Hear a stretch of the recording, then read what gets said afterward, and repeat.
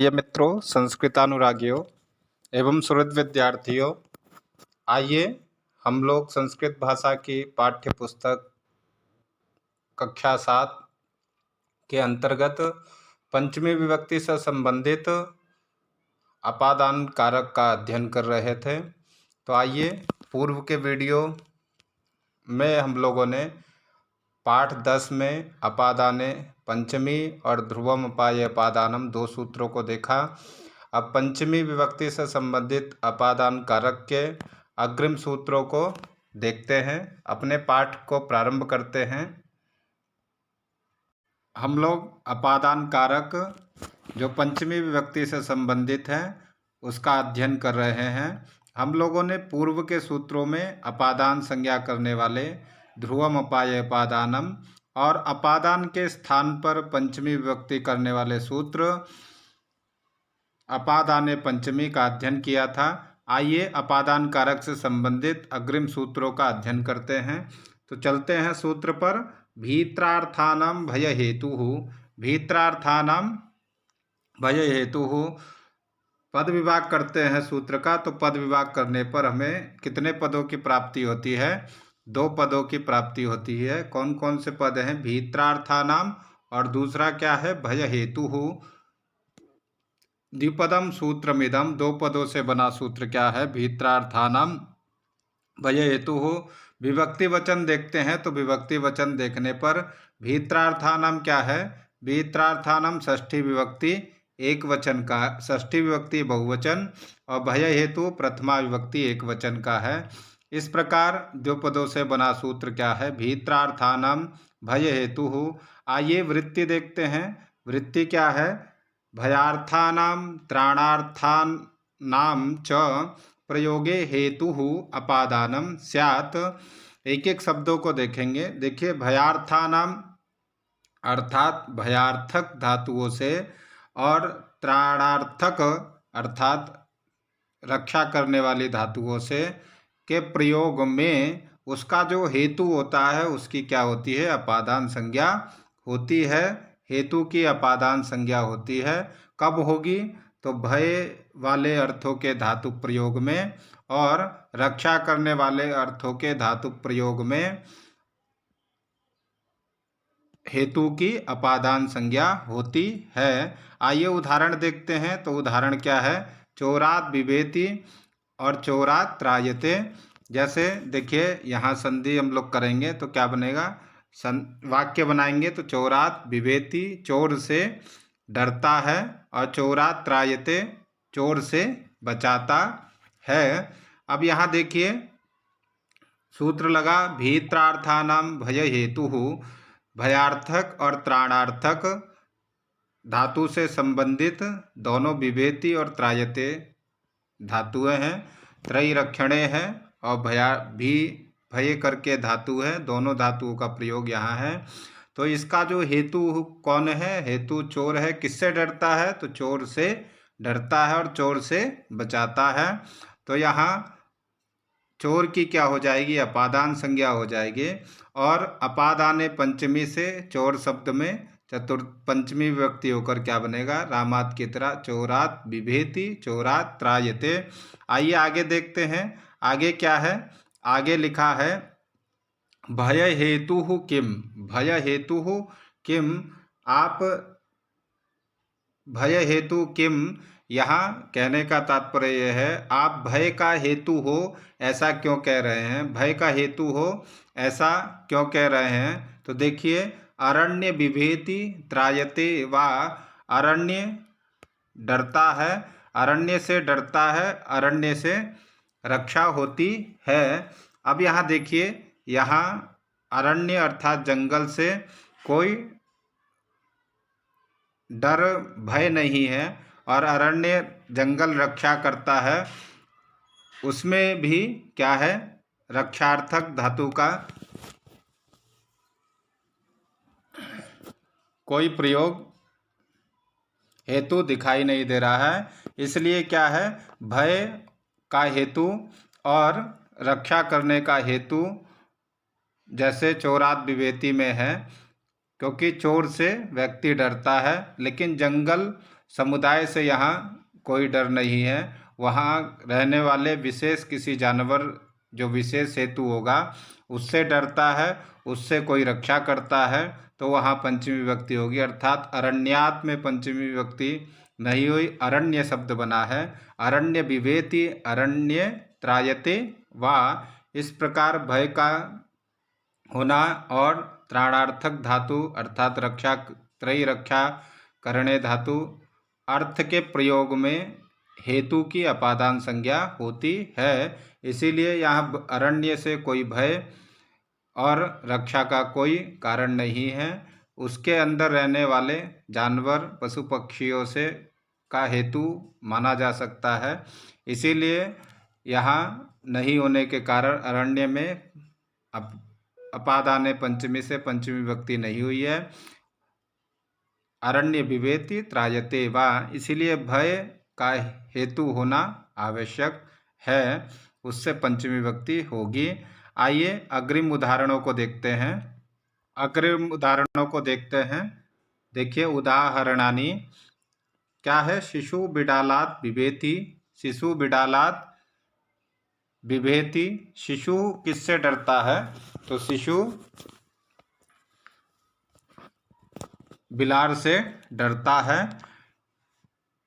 अब देखिए यहाँ भय, भयार्थक धातु का प्रयोग होने पर उसका हेतु क्या है? डर किस, शिशु का को डर किससे है? तो बिडालात, बिडोला से। तो उसकी क्या होगी? अपादाने पंचमी से पंचमी विभक्ति होकर बिडालात बनकर क्या वाक्य बनेगा? शिशु बिडालात बिभेति, शिशु बिडोले से डरता है। बालिका तैलपात बिभेति, बालिका तैलपात बिभेति। बालिका किससे डरती है? तो तेल के पात से डरती है, अर्थात तेल में पैर पड़ने से डरती है। तो यहाँ भयार्थक धातु का प्रयोग होने पर उसका हेतु क्या है? किससे डर है बालिका को? तैल से है। तो उसमें भीत्रार्थानाम भय हेतु सूत्र से अपादान संज्ञा किसकी होगी? तैल की होगी। और अपादाने पंचमी से तैलपाद में पंचमी विभक्ति होकर बनेगा बालिका तैलपाद बिभेति। इसी प्रकार शिष्याः गुरोः बिभेति, शिष्याः गुरोः बिभेति। शिष्य किससे डरते हैं? तो गुरु से डरते हैं। तो यहाँ डर का हेतु क्या है? गुरु है। तो उसमें अपादान संज्ञा किससे होगी? भीत्रार्थानाम भय हेतु से। और अपादाने पंचमी से गुरु शब्द की पंचमी एक वचन में क्या बनेगा? गुरोः बिभ्यति, अर्थात शिष्य गुरु से डरते हैं। श्री रामः ऋषीन् राक्षसेभ्यः अत्रायत, श्री रामः ऋषीन् राक्षसेभ्यः अत्रायत। भगवान राम क्या करते हैं? राक्षसों से रक्षा करते हैं। अब यहाँ देखिए अत्रायता, यहाँ भीत्रार्थानम त्राणार्थक धातु है। अत्रायत रक्षा करना। और हेतु क्या है उसका? तो हेतु राक्षसों से ऋषि की रक्षा करना है। हेतु क्या है? राक्षसों से रक्षा करना। किसकी? ऋषि की। तो यहाँ कर्म क्या होगा? श्री राम का कर्म है ऋषीन। और हेतु क्या होगा? हेतु राक्षसों से रक्षा करना। तो भीत्रार्थानाम भय हेतु से राक्षस शब्द की क्या होगी? अपादान संज्ञा।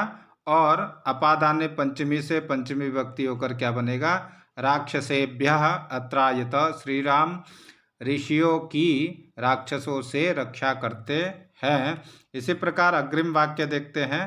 तो अग्रिम वाक्य क्या है? माता अग्ने शिशु त्रायते, माता अग्ने शिशुम त्रायते। माँ किससे? अग्नि से शिशु को डराती, बचाती है। माँ शिशु को अग्नि से बचाती है। अब यहाँ देखिए बचाने का जो हेतु है वह क्या है? अग्नि है। और किसको बचा रही है? तो शिशु को बचा रही है। अर्थात माता से अत्यंत ईप्सित क्या हो जाएगा? शिशु। तो उसमें द्वितीया विभक्ति। और अग्नि में अग्नि शब्द की भीत्रार्थानाम भय हेतु से अपादान संज्ञा। और उसमें पंचमी विभक्ति होकर अग्नि है रूप बनेगा माता अग्नि शिशुम त्रायते, माता अग्नि से शिशु को बचाती है। श्री कृष्ण कौरवेभ्य पांडवान रक्षति, श्री कृष्ण कौरवों से पांडवों की क्या करते हैं, रक्षा करते हैं। अब यहाँ देखिए त्रयी रक्षणे, रक्षति भी क्या है, त्रयी रक्षार्थक धातु है। उसके प्रयोग में हेतु क्या होगा, रक्षा करना, किसकी रक्षा करना है, पांडवों की। किससे करना है, तो कौरव शब्द की क्या हो जाएगी, भीत्रार्थानाम भये हेतु से अपादान संज्ञा, और अपादाने पंचमी से कौरव शब्द में पंचमी विभक्ति होकर क्या बनेगा, श्री कृष्ण कौरवेभ्य पांडवान रक्षति। अब यहाँ पांडवों की रक्षा किससे कर रहे हैं भगवान, श्री कृष्ण कर रहे हैं कौरवों से। तो कौरव शब्द की अपादान संज्ञा होकर पंचमी विभक्ति होकर श्री कृष्ण कौरवेभ्य पांडवान रक्षति। आइए आगे एक वार्तिक देखते हैं। कौन सा वार्तिक है, तो वार्तिक है जुगुप्सा विराम प्रमादार्थानाम उपसंख्यानाम, जुगुप्सा विराम प्रमादार्थानाम उपसंख्यानाम, यह वार्तिक है। और इस वार्तिक का तात्पर्य क्या है, जुगुप्साद्यर्थक धातुभिर्योगे जुगुप्सादि विषयस्य अपादानं स्यात्, जुगुप्सादि विषयस्य अपादानं स्यात्। जुगुप्सा आदि अर्थक धातु अर्थात जुगुप्सा शब्द का अर्थ क्या होगा, जुगुप्सा शब्द का अर्थ घृणा करना, जुगुप्सा शब्द का अर्थ क्या है, घृणा करना। और जुगुप्सा शब्द का अर्थ क्या है, घृणा करना। और विराम शब्द का क्या अर्थ है, विराम शब्द का अर्थ होगा रुकना। और प्रमाद शब्द का क्या अर्थ है, प्रमाद शब्द का अर्थ होगा लापरवाही या भूल जाना, भूल जाना या लापरवाही क्या होगा, प्रमाद शब्द का अर्थ होगा। इन अर्थ वाले धातुओं के योग में कारक की क्या होती है, अपादान संज्ञा होती है। कारक की कौन सी संज्ञा होगी, अपादान संज्ञा होगी। इस प्रकार देखिए वार्तिक क्या है, जुगुप्साद्यर्थक धातुभिर योगे, जुगुप्सादि धातु के योग में जुगुप्सादि जो विषय है उसकी क्या होती है, अपादान संज्ञा होती है। अब देखिए यहाँ उदाहरण देखते हैं। उदाहरण क्या है, पापात जुगुप्सते, पापात जुगुप्सते, पापात जुगुप्सते पाप से घृणा करता है। पापात विरमति, पाप से रुकता है, पाप से रुकता है। धर्मात् प्रमाद्यति, धर्म का क्या करता है, प्रमाद करता है, अर्थात धर्म से लापरवाही करता है। इस प्रकार देखिए जुगुप्सा घृणा करने अर्थ में, देखिए जुगुप्सा दि अर्थक धातु के प्रयोग में उसका जो विषय क्या है, किससे घृणा कर रहा है, तो पाप से घृणा कर रहा है। तो पाप शब्द में और यहाँ पाप से क्या करता है, विरति अर्थात रुकता है पाप। और धर्मात् प्रमाद्यति, धर्म में लापरवाही करता है। तो इन शब्दों का जो विषय है प्रमाद, जुगुप्सा विराम और प्रमाद का, वह क्या है, प्रमाद है, पापाद है।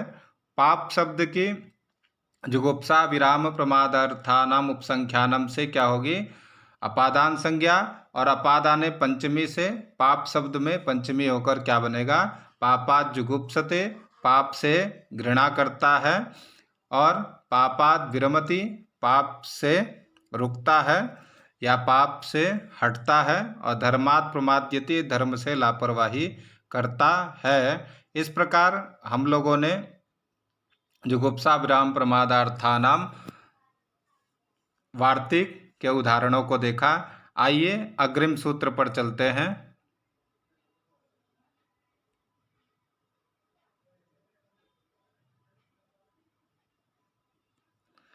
अग्रिम सूत्र क्या है हमारा, अग्रिम सूत्र आख्यातोपयोगे, क्या है, आख्यातोपयोगे,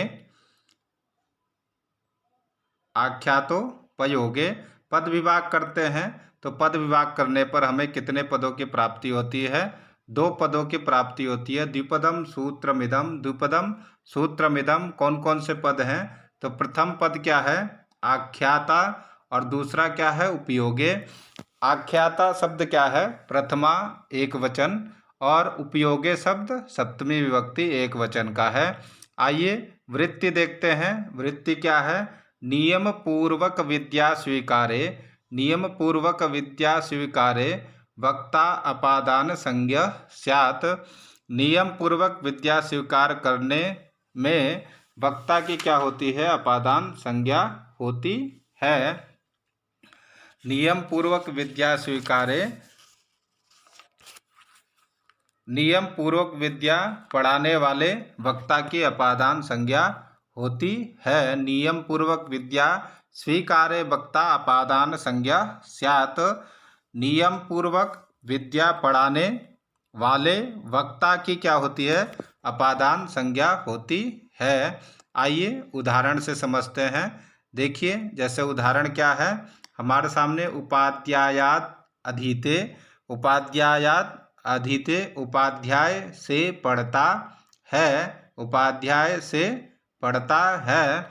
अब इसमें क्या है? नियम पूर्वक क्या है? वह आचार्य से पढ़ता है। तो नियम पूर्वक विद्या पढ़ाने वाले वक्ता की क्या होती है? अपादान संज्ञा होती है। तो उपाध्याय की अपादान संज्ञा हो जाएगी, और अपादान संज्ञा होने पर क्या होगा? अपादाने पंचमी से उपाध्याय शब्द में पंचमी विभक्ति होकर क्या बनेगा? उपाध्यायात अधीते, उपाध्याय से पढ़ता है। अब पूछ रहे हैं, यहाँ बता रहे हैं उपयोगे किम, उपयोगे किम। आप ऐसा क्यों कह रहे हैं कि आख्यातोपयोगों में आख्यात क्या है? नियम पूर्वक विद्या स्वीकार, और उपयोगे शब्द क्यों कह रहे हैं कि वक्ता की अपादान संज्ञा होती है? तो नटस्य गाथाम शृणोति, नटस्य गाथाम शृणोति, नट से क्या? गाथा सुनते हैं, नट से गाथा को सुनते हैं, नट से कहानी को सुनते हैं। अब यह यहाँ देखिए, सुनने की जो क्रिया है उसमें नट क्या है? वह नियम पूर्वक नहीं है, अर्थात नियम पूर्वक ना होने के कारण यहाँ आख्यातोपयोग से पंचमी विभक्ति ना होकर षष्ठी विभक्ति होकर नटात गाथाम शृणोति की जगह क्या हो गया है? नटस्य गाथाम शृणोति, क्योंकि यहाँ उपयोग नहीं है, गाथा को सुनना है और वह निरंतरता नहीं है, नियम पूर्वक नहीं होता। इस वजह से क्या है? उपयोगे वाक्य में सूत्र में दर्शाया गया है। उपयोगे किम नटस्य गाथाम शृणोति। इस प्रकार नट में आख्यातोपयोगे से पंचमी उपयोग ना होने के कारण षष्ठी विभक्ति हुई है, तो क्या बना? नटस्य गाथाम शृणोति। आइए अग्रिम उदाहरणों को देखते हैं, अग्रिम उदाहरणों को समझते हैं। तो क्या है उदाहरणानि? गुरोः वेदम अधीते, गुरोः वेदम अधीते, गुरु से वेद को पढ़ता है। अब यहाँ देखिए नियम पूर्वक क्या है? वेद का स्वाध्याय किससे करता है? गुरु से करता है। तो वक्ता कौन हो गए? गुरु हो गए। अध्येता कौन है? शिष्य है। और वेद क्या हो जाएगा? कर्म हो जाएगा। इस प्रकार गुरोह शब्द के आख्यातोपयोग से, क्योंकि नियम पूर्वक विद्या स्वीकार करने में वक्ता की अर्थात गुरु की क्या हो जाएगी? अपादान संज्ञा, और अपादाने पंचमी से पंचमी विभक्ति होकर क्या बनेगा? गुरोः वेदम अधीते, पुत्रः पितुः व्याकरणं पठति, पुत्र पिता से व्याकरण को पढ़ता है, पुत्र पिता से व्याकरण को पढ़ता है। अब यहाँ देखिए पढ़ने, पढ़ने की क्रिया कौन कर रहा है? पुत्र कर रहा है, और उसका वक्ता कौन है? पिता है। वह नियम पूर्वक क्या है? अपने पिता से किसका अध्ययन कर रहा है? व्याकरण का अध्ययन कर रहा है। तो पितु शब्द की क्या हो जाएगी? पितु शब्द की अपादान संज्ञा किससे होगी? आख्यातोपयोग से, और पंचमी विभक्ति होकर अपादान पंचमी से पितुः शब्द बनेगा। पुत्र पिता से व्याकरण को पढ़ता है। इंद्रः ब्रह्मणः व्याकरणम अध्ययत। इंद्र को ब्रह्मा जी ने क्या किया था? व्याकरण पढ़ाया था। इंद्र ने ब्रह्मा से व्याकरण पढ़ा। इस प्रकार देखिए यहाँ वक्ता कौन है? ब्रह्मणा अर्थात ब्रह्मा। उसकी क्या होगी? आख्यातोपयोगों से अपादान संज्ञा और पंचमी विभक्ति अपादाने पंचमी से होकर ब्रह्मणा बनेगा। इंद्रा ब्रह्मणः व्याकरणम अध्ययित। इंद्र ने ब्रह्मा से व्याकरण पढ़ा। पार्वती शिवात तंत्र विद्याम अधीतवती। पार्वती शिवात तंत्र विद्याम अधीतवती। यहाँ नियम पूर्वक क्या है? पार्वती जी के द्वारा तंत्र विद्या का शिव से अध्ययन हुआ। तो इस शिव क्या हो गए? वक्ता कौन हो गए? शिव हो गए। और नियम पूर्वक है तो शिव शब्द की आख्यातोपयोगों से अपादान संज्ञा और अपादाने पंचमी से पंचमी होकर क्या बना? शिवात। तो पूरा वाक्य हमारा क्या बना? पार्वती शिवात तंत्र विद्याम अधीतवती। पार्वती जी ने शिव से तंत्र विद्या का अध्ययन किया। अग्रिम उदाहरण देखते हैं। छात्राः शिक्षिकायाः संगणकम शिक्षते। छात्र क्या है? शिक्षक शिक्षिका से शिक्षिकाओं से क्या करते हैं? संगणक का अध्ययन सीखते हैं। अब यहाँ देखिए वक्ता कौन है? शिक्षिका है। और क्या सीखते हैं? संगणक अर्थात कंप्यूटर सीखते हैं। तो वक्ता जो शिक्षिका है और ये नियम पूर्वक सीख रहे हैं तो यहाँ क्या होगी? आख्यातोपयोगों से शिक्षिका की अपादान संज्ञा और अपादाने पंचमी से शिक्षिका शब्द में पंचमी विभक्ति होकर क्या बनेगा? छात्राः शिक्षिकायाः संगणकम शिक्ष्यते। छात्र शिक्षिका से कंप्यूटर सीखते हैं। इस प्रकार हम लोगों ने आख्यातोपयोगे जो नियम पूर्वक विद्या स्वीकार करने में उसका जो वक्ता होता है उसकी क्या होती है? अपादान संज्ञा